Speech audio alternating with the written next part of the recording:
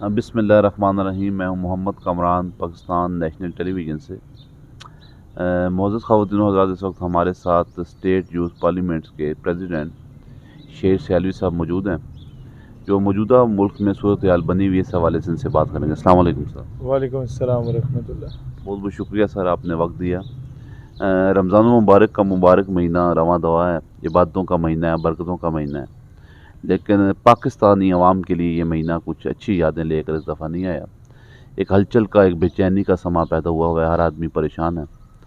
تو خاص طور پہ ایک اسلامی تنظیم طریق لبیک پاکستان پر کو یکدم شیخ صاحب نے آ کے پریس کانفرنس کر کے ہمارے معزز وزیر داخلہ صاحب نے بیان کر دی ہے. آپ کیا وجوہات ہوئی ہیں جس کی وجہ سے اتنا بڑا انیشیٹو حکومت پاکستان کو اٹھانے کی ضرورت پیش آئی ہے؟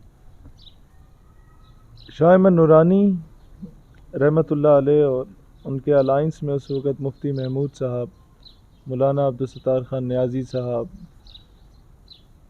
قاضی حسین احمد قاضی آ رہا ہے، بہت بڑا تھرتھلی مچ جاتی تھی. اس دور کے بعد کوئی 35 سال کے بعد، منیمم 35 سال کے بعد ایک ایسی قوت دوبارہ آئی تھی جو کہ مدارس کے تقدس کو پامال کرنے سے روکنے والی قوت تھی. ایک ایسی قوت آئی تھی جو کہتی تھی کہ جو اسلام ہے وہ بیان کرو. ایک ایسی قوت آئی تھی جو عوام سننا چاہتی تھی وہ بولتی تھی. اسٹریٹ فارورڈ بات کرنے والے لوگ آئے تھے. اور پھر جب یہ دھچکا لگنا شروع ہو گیا مغربی آقاؤں کو کہ یار یہ پھر اس قوم کو اس غلامی سے نکالنے کے لیے آ گئے، تو انہوں نے یہ کوشش کی کہ یار ان سے جا کے انہیں سمجھایا جائے کہ آپ وہ اسلام بیان کریں جو ہم آپ کو کہتے ہیں. مسجدوں کے اسپیکر پہ پابندی ابھی نہیں لگی، 1857 کی جنگ آزادی کے بعد سے ہی لگنا شروع ہو گیا تھا، جب جامع مسجد دہلی سے پہلی مرتبہ اعلان ہوا تھا جہاد کا. وہ چیزوں کو دہرایا جا رہا ہوتا ہے، ہر 20-30 سال کے بعد کوئی نہ کوئی درویش آتا ہے، اس کو روک دیا جاتا ہے. اور اب میں سمجھتا ہوں کہ مغرب کو راضی کرنے کے لیے آسیہ ملونہ کو واپس بھیجا گیا. مغرب کو راضی کرنے کے لیے 70 سال کی کارستانیاں آپ دیکھ لیں. عافیہ صدیقی کو آپ نے بیچ دیا. مغرب کو راضی کرنے کے لیے اپنے اڈے تک فراہم کیے گئے، وہ راضی نہیں ہوا. ہمارے کتنے ہی فوجی شہید ہوئے، کتنے جوان شہید ہوئے، کتنے سیولینز کولیٹرل ڈیمیج میں شہید ہوئے، مغرب راضی نہیں ہوا. کشمیر کے معاملے پہ بیک فٹ پہ چلی گئی ہماری گورنمنٹس، مغرب راضی نہیں ہوا. ایل او سی پہ بارڈ وائر لگا دی، مغرب راضی نہیں ہوا. کشمیر کو ایک قسم سے بیچ دیا، مغرب راضی نہیں ہوا. کشمیر پہ چپ سادھ لی، مغرب راضی نہیں ہوا. فلسطین کا معاملہ تو چھیڑا ہی نہیں نا، مغرب راضی نہیں ہوا. اسرائیل کے بارے میں چھوٹی موٹے بیانات آنا شروع ہو گئے، مغرب راضی نہیں ہوا. ممتاز قادری کو پھانسی کے پھندے پہ لٹکا دیا، مغرب راضی نہیں ہوا. تو اب تو سمجھ جاؤ نا کہ قرآن اور اللہ تمہیں بار بار کیا بتاتا ہے کہ جناب یہ تم مر بھی جاؤ نا، یہ کبھی تم سے راضی نہیں ہوں گے جب تک تم ان کے مذہب کو اختیار نہ کر لو. وہ کون سا ایسا جنریشن گیپ ہے جس کی وجہ سے ان کے ساتھ ڈھلاک کے گھر کا معاملہ تھا؟ ہمارے 3 دن سخت بے چینی میں پاکستان کی عوام رہی ہے، اس قوم کو سخت پریشانی سے گزرنا پڑا ہے. اس طرف کے گروپ میں اور ہماری حکومت کے گروپ میں کوئی ایسے جید علماء کرام نہیں تھے، یا ان کے پاس کوئی ایسے بندے نہیں تھے ویژن رکھنے والے جو بیٹھ کے افہام و تفہیم سے اس مسئلے کا کوئی حل نکالتے. اس حد تک نہ جانا پڑتا تاکہ اچھے طریقے سے اس مسئلے کو سولو کیا جا سکتا. 2 لفظ میں بتاؤں، مذاکراتی فیز میں اس طرف سے کسی ریٹائرڈ بیوروکریٹ یا ریٹائرڈ افسر کی کمی تھی جو نیگوسیشنز کو جانتا ہے اور جو چیزوں کو سمجھتا ہے اور جا کے حکومت سے منوا لیتا، اور دوسری طرف کسی غیرت مند بندے کے پتر کی کمی تھی حکومت کی جانب سے کہ وہ آ کے سمجھتا کہ معاملہ ایک جماعت کا نہیں، 22 کروڑ عوام کا بھی نہیں، 1.25 ارب مسلمانوں کا ہے. سفیر کا جہاں تک تعلق ہے، یہ بہت لیٹ کر گئی تھی گورنمنٹ اس معاملے کو، اور اتنا ہی گورنمنٹ کے لیے نقصان دہ تھا اس وقت. معاملہ یہ تھا کہ جس دن اس نے حرام زدگی کی تھی فرانسیسی صدر نے، on the very next day you should have kick that bloody French ambassador. تو کیا ہونا تھا کہ پوری امت چندہ اکٹھا کر کے آپ کے جھولی میں رکھ دیتی کہ جناب خان صاحب تم طیب اردگان سے اوپر جا چکے ہو، تمہارے قرضے ہم اتاریں گے. پوری امت گریبان پکڑ لیتی ہے اپنے حکمرانوں کا کہ جناب عمران خان نے نکالا سفیر کو تو تم نے کیوں نہیں نکالا. آج اسلام کا ایک نیریٹو ہی اور ہوتا دنیا میں، لیکن چند سخت فیصلے لینے کے لیے آپ کو اندر سے دلیر ہونا ہوتا ہے. طارق بن زیاد نے ہسپانیہ میں جب فوجیں اتاری تھی نا، تو جب پتہ چلا کہ ان کے عیسائیوں کی جو فوجیں ہیں وہ تو 10 گنا بڑی ہیں، تو پیچھے سے رستہ جانے کا جو تھا وہ دریا کا تھا. طارق بن زیاد نے کشتیاں جلا دی تھیں، کہا یا غازی ہوں گے شہید ہوں گے. خان کو اس وقت یہ فیصلہ کرنا تھا، جو خان وہ کہتے ہیں اسٹیچ ان ٹائم سیوز 9، وقت پہ ایک گرہ لگا دو نا، بعد میں 9 گرہ نہیں لگانی پڑتی، پھر وہ پھٹتا جاتا ہے سلسلہ. خان ابھی یہ کچھ کر چکا ہے، اور یہ لکھ لیں میرے الفاظ، لال مسجد مہنگا پڑا تھا، شبرجی والوں نے برداشت کر لیا، یہ چیز شاید تمہیں مہنگی پڑے. میں یہ کہہ رہا ہوں کہ یہ وہ لوگ ہیں جن لوگوں نے ہمیشہ سے پاکستان کی بنارس کی سنی کانفرنس میں کہا تھا کہ اگر قائد اعظم رحمۃ اللہ علیہ بھی پاکستان کے مطالبے سے سائٹ پہ ہوتے ہیں تو ہم سائٹ پہ نہیں ہوں گے. یار اتنی بڑی سٹیٹمنٹ آج تک پاکستان کی تاریخ میں کسی نے نہیں تھی. یہ ان کے وارث ہیں جن کے ساتھ تم لوگ یہ کام کر رہے ہو. یاد رکھنا، آپ لوگ جان بوجھ کے لوگوں کو موقع دے رہے ہیں کہ وہ ان کے ذہن سے حب الوطنی ختم ہو. آپ جان بوجھ کے لوگوں کو موقع دینا، اور ان کے ذہن سے ختم نہیں ہوگی، کیونکہ انہیں پتہ ہے کہ عمران خان کے یا شیخ رشید کے یا یہ کسی بھی نواز شریف یا زرداری کے باپ کا ملک نہیں ہے. یہ ملک انہی لوگوں کا ہے جن لوگوں نے حقیقی معنوں میں پاکستان کو اس کے لیے قربانیاں دیں اور اس کو بنایا. لیکن حکومت نے میرے خیال ہے کوئی کوشش چھوڑی نہیں ہے کہ جس سے عوام کو اور اداروں کو آپس میں لڑوانے کی کوشش نہیں چھوڑی. پھر آپ یہ دیکھیں کہ کتنی نفرت پیدا ہوگی ہے اداروں اور عوام کے درمیان. اس میں میرے خیال ہے گورنمنٹ نے کوئی موقع انہیں جانے نہیں دیا. اب میں سمجھتا ہوں کہ گورنمنٹ کو مذاکرات کی طرف آنا چاہیے. For the government should take long term measures, آپس میں اکٹھے ہوں. اگر اس معاملے میں کوئی سپورٹ کی ضرورت ہے تو ہم لوگ اپنا رول پلے کر سکتے ہیں کہ افہام و تفہیم سے معاملہ حل ہو، کہ پاکستان میں مزید پاکستان اس کا متحمل نہیں ہے کہ اتنی شہادتیں کرائی جائیں. ختم نبوت کے معاملے میں کسی کے عشق مصطفیٰ کو جانچنے کا کوئی پیمانہ نہیں ہے. اس کے لیے کوئی شرائط شریعت میں بھی نہیں رکھی گئی، کسی جگہ پہ بھی کوئی شرط نہیں ہے کہ یہ مجھ سے بڑا عاشق ہے یا مجھ سے چھوٹا عاشق ہے. کل شیخ رشید صاحب نے بھی اس بات کو کہا کہ سب سے بڑا ختم نبوت کا مجاہد میں ہوں. محترم وزیر اعظم عمران خان صاحب بھی، اس میں ہمیں ان کی ختم نبوت کے سلسلے میں کسی قسم کا کوئی ڈاؤٹ نہیں ہے.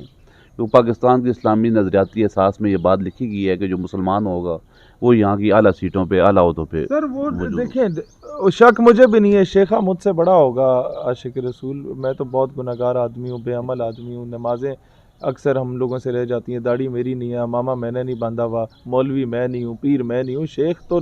شیخ رشید تو پیر طریقت رہبر شریعت ہیں. مسئلہ یہ ہے کہ شیخ سے بندہ پوچھے کہ او گھگو، action specs louder than words. عورت مارچ والوں پہ پابندی، تمہارے دور میں عورت مارچ ہوا، میرا جسم میری مرضی کے فحش نعرے لگے، اور جناب علی پابندی کیوں نہیں لگائی؟ یہاں پر بچوں کے ساتھ زیادتی ہوتی ہے، تم لوگوں نے ابھی تک اس طرح کا لا ہی نہیں لائے کہ سر عام پھانسی دو. اچھا سنیں، وہ اس اسامہ ستی، کیا نام ہے اس لڑکے کا، اس کے کیس کا کیا بنا جہاں شیخ آ کے جھوٹی تسلیاں دے کے گیا تھا؟ They should take bold steps. جہاں پر آپ کی ریاست کے خلاف کام ہو رہا ہے، مجھے بتاؤ گل علی اسماعیل کدھر ہے؟ ملک سے بھاگی ہوئی ہے، کیا وہ واپس آئی انٹرپول؟ اچھا مجھے سر سنیں نا، نہیں بین ہوتا آپ کا چینل. مجھے بتائیں آپ کی ماروی سرمت کدھر ہے؟ مجھے بتائیں آپ کے ملک کے خلاف بکواس کرنے والے جو ملک سے بھاگ چکے ہیں ان کو واپس کیوں نہیں لائے؟ مجھے بتاؤ آپ کی فوج کے خلاف بکواس کرنے والے جو ملک سے بھاگ چکے ہیں انہیں واپس کیوں نہیں لائے؟ تم کہاں کہ وزیر داخلہ ہو، تمہارا زور صرف باہر کے کہنے پہ ان بیچارے مولویوں پہ چلتا ہے. یہ دوہرا معیار ہے. عشق مصطفیٰ کے سلسلے میں سب سے زیادہ آواز جو ہے اس وقت پاکستان سے اٹھائے گی. یہ 53 اسلامی ممالک ہیں، ہم سے زیادہ ویژن بھی رکھتے ہیں، ہم سے زیادہ دولت کے بھی، ہم سے زیادہ ہر لحاظ سے ان کے تعلقات بھی زیادہ ہے. لیکن وہاں پر اس ایشو کو اتنا ریز نہیں کیا گیا جتنا پاکستان میں کیا گیا. اس کی کیا وجہ ہے؟ اس کی وجہ یہ ہے کہ میر عرب کو آئی ٹھنڈی ہوا جہاں سے، میرا وطن وہی ہے، میرا وطن وہی ہے. پاکستان کی عوام بلا تفریق کسی قسم کے مسلک اور بلا تفریق کسی قسم کی سیاسی پارٹی، پاکستان کی عوام جتنا عشق حضور سے رکھتی ہے شاید ہی کوئی اور رکھتا ہو. ہم لوگ دیکھتے ہی نہیں ہے کسی کو. اپنے حضور کا معاملہ آ گیا تو بس انہیں جانا انہیں مانا نہ رکھا غیر سے کام. للہ الحمد میں دنیا سے مسلمان گیا. اور پاکستان از اے بلیسڈ کنٹری. بلیسڈ کنٹری کہ پاکستان واحد ریاست مدینہ کے بعد جو حضور علیہ الصلوۃ والسلام کے صدقے اسلام کے نام پہ بنا. دھرنے میں آپ اسٹیٹ یوتھ پارلیمنٹ کے کوئی نمائندے وغیرہ آپ نے شرکت کی تھی؟ ہمارا مرکزی سیکرٹری جنرل وہاں پر تھا. وہاں سحری افطاری پہنچا رہے تھے کراچی میں. ہمارے پورا مرکز شورا جو تھی وہ راولپنڈی اسلام آباد کے دھرنے میں سحری افطاری پہنچا رہی تھی. کسی کو مرم پٹی کا معاملہ تھا اس میں رول پلے کر رہے تھے. پنجاب کی کیبنٹ وہاں پر سپورٹنگ اینڈ پلے کر رہی تھی. کیا کہتے ہیں لاہور میں جہاں جہاں پر ہمارے ورکرز تھے. ہم نے کہا جناب ایک کوئی بندہ اس طرح نہ ہو کہ جناب اسے کھانا نہیں ملا یا کسی ایسا بندہ نہ ہو جس کے بیچارے کو ظلم و زیادتی ہوئی ہو. اگر پولیس کے ساتھ بھی کسی کے ساتھ کچھ ہوا ہے تو اس کو بھی مرم پٹی کرو اور ادھر بھی ہوا تو وہ بھی کرو تاکہ عوام کا ایک پازیٹیو نیریٹو جائے دنیا کی طرف کہ یار یہ پاکستانی عوام ہے جو پاکستان کی بھی خیر خواہ ہے اور اسلام پہ بھی کسی قسم کی الٹی سیدھی بات نہیں سن سکتی. پاکستان نیشنل ٹیلی ویژن نے ہمیشہ مثبت رپورٹنگ کی ہے اور جو صحیح چہرہ ہے جو صحیح فیس ہے وہ عوام کے سامنے آ میں آپ کو بتاؤں آپ لوگوں کا چینل جو ہے اس نے وہ چیز دکھائی ہے جو لوگ ڈرتے ہیں دکھانے سے. اس نے پاکستان کا وہ نیریٹو دیا ہے دنیا کو جو کہ دنیا نہیں چاہتی تھی کہ پاکستان کا اتنا اسٹرانگ اور پازیٹیو اور نظریاتی قسم کا نیریٹو ہے. دنیا چاہتی تھی پاکستان کے 1% طبقہ جو جاگیردار بٹیرے سرمایہ دار اور اس قسم کے لچے لفنگے بیٹھے ہوئے ہیں جنہیں وراثت میں ساری جاگیریں مل گئی ہیں ان کا نیریٹو سامنے. آپ نے غریب آدمی ایک عام آدمی ایک تھڑے پہ بیٹھے والے آدمی جو چاہتا تھا نا کہ پاکستان جس بیس پہ بنا تھا اس نظریے پہ آ کے اسے بحال کیا جائے آپ نے وہ نیریٹو لا کے دنیا کے سامنے رکھا ہے. میں سمجھتا ہوں اس چیز کا ریوارڈ یہاں آپ کو شاید ملے نہ ملے. یہاں آپ لوگوں کو اپنی شاید گالیاں دیں لیکن وہاں پہ ضرور آپ کو اس کا ریوارڈ ملے گا. سوشل میڈیا کے حوالے سے ہمارے محترم وزیر داخلہ صاحب نے بات کی ہے. ہزاروں نہیں لاکھوں لوگوں کا روزگار اس حوالے سے وابستہ ہے. کئی گھروں کے چولہے جا رہے ہیں لیکن وزیر داخلہ صاحب وہ کہتا ہے انہیں روک دیں گے تو پکڑ لیں گے. وزیر داخلہ نوکریاں تو لوگوں کو دے نہیں سکا. ان لوگوں نے جو وعدے کیے جھوٹے کیے. باقی چیزیں چھوڑیں. عافیہ صدیقی کے نام پہ آنسو بہانے والے لوگ میں ان سے پوچھتا ہوں عافیہ صدیقی کیوں نہیں واپس آئی؟ اچھا اتنا اہمیت رکھتا ہے میں آپ کی بات کو کاٹ رہا ہوں اتنا اہمیت رکھتا ہے اگر سوشل میڈیا تو اب تک اس کو حکومتی سرپرستی میں کیوں نہیں دیا گیا؟ اور سر سوشل میڈیا نے ان لوگوں کو حکومت بنا کے دی تھی پی ٹی آئی کو. یہ انہیں کون جانتا تھا پہلے؟ یہ اب بھی میں سمجھتا ہوں پی ٹی آئی کا جتنا لاکھوں کی تعداد میں متنفر کارکن ہے جو آ کے اب ہم لوگوں سے رابطہ کر رہا ہے وہ سارا سوشل میڈیا پہ آیا تھا. پی ٹی آئی کا حامی بنا. اس نے نیریٹو بلڈ کیا. لوگوں نے آرٹیکلز لکھے لوگوں نے کالمز لکھے لوگوں نے ویڈیو میسیجز بنائے لوگوں نے آڈیو میسیجز دیے اور لوگوں کو مائل کیا کہ یار یہ پی ٹی آئی ایک ایسی حکومت شاید بنا لے جو پاکستان کو آزاد کروا دے حقیقی معنوں میں. لیکن ان لوگوں نے سوشل میڈیا کو یوز کیا اور پھر اسی کے خلاف آ گئے. ان لوگوں نے ڈاکٹر عافیہ کے نام کو یوز کیا پھر اس کے خلاف آ گئے. ان لوگوں نے ریاست مدینہ کے نام کو یوز کیا پھر انہی پرنسپلز کے اگینسٹ گئے. ان لوگوں نے they are bloody users and they will come when they will say کہ او ہم تو لوگوں کو استعمال کرنے کا سوچ رہے تھے ہم خود ٹیشو پیپر کی طرح استعمال ہو گئے. ڈے ول کم کہ پی ٹی آئی کی گورنمنٹ یہ کہنے پہ مجبور ہو جائے گی کہ یار ہمیں نہیں سمجھ آئی کہ ہم کیسے کیسے استعمال ہو چکے. عمران خان کو ابھی آنکھیں کھولنی ہوں گی. اپنے 5-7 مشیروں وزراء جو اس کے ارے غیرے بیٹھے ہوئے ایسے الٹے مشورے دے رہے ہیں ان کو تھوڑا سا ان کے پیچھے لگاؤ کہ وہ کس کو کال کر رہے ہیں کس سے رابطے میں ہیں اور کیا کرنا چاہتے ہیں وہ لوگ. بہت بہت شکریہ. پاکستان زندہ باد.